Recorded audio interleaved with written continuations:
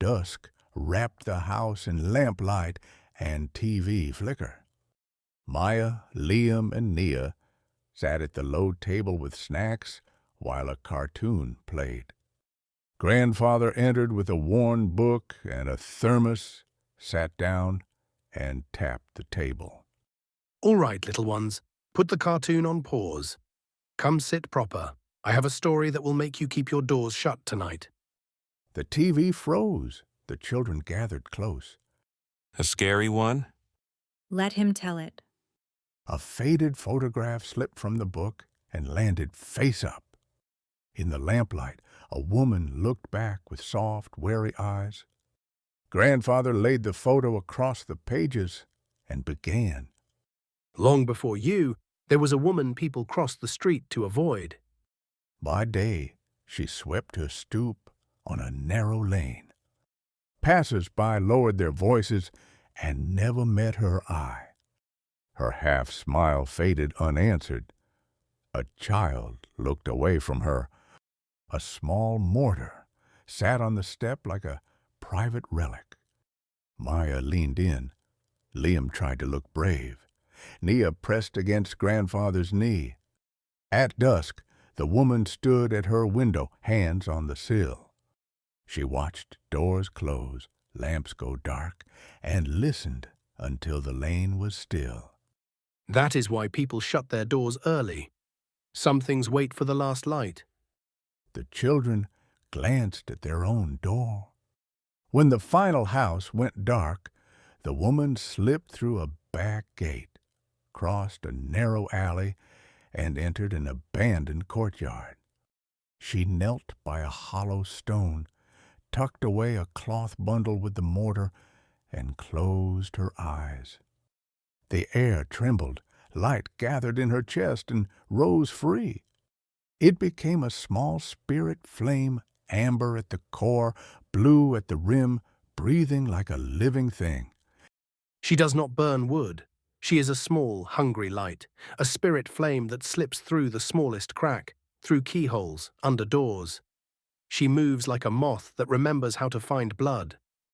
The flame slipped through a crack in the wall and drifted along roofs and window sills. It paused at a house with one lamp still burning and studied the sleepers inside.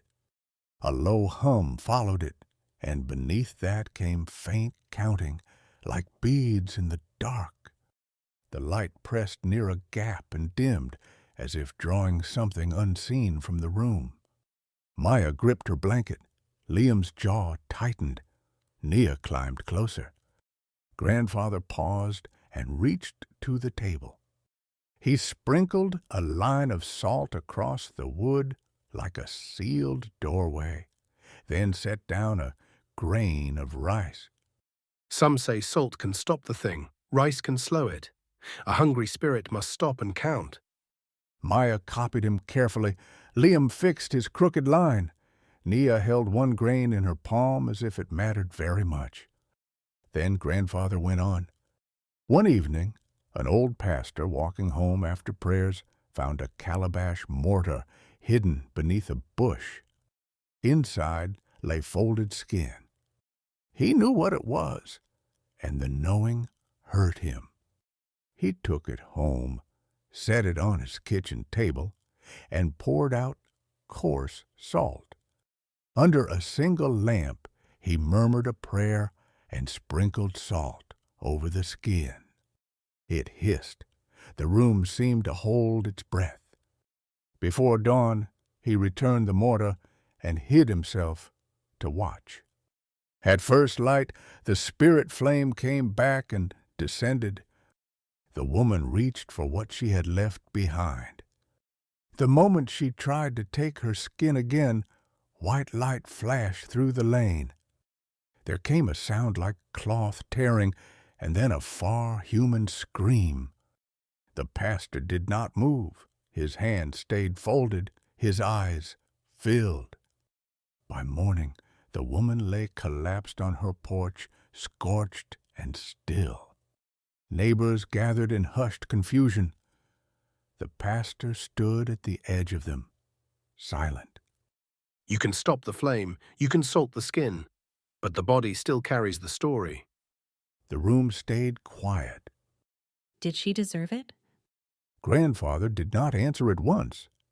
So she was a monster, and lonely too.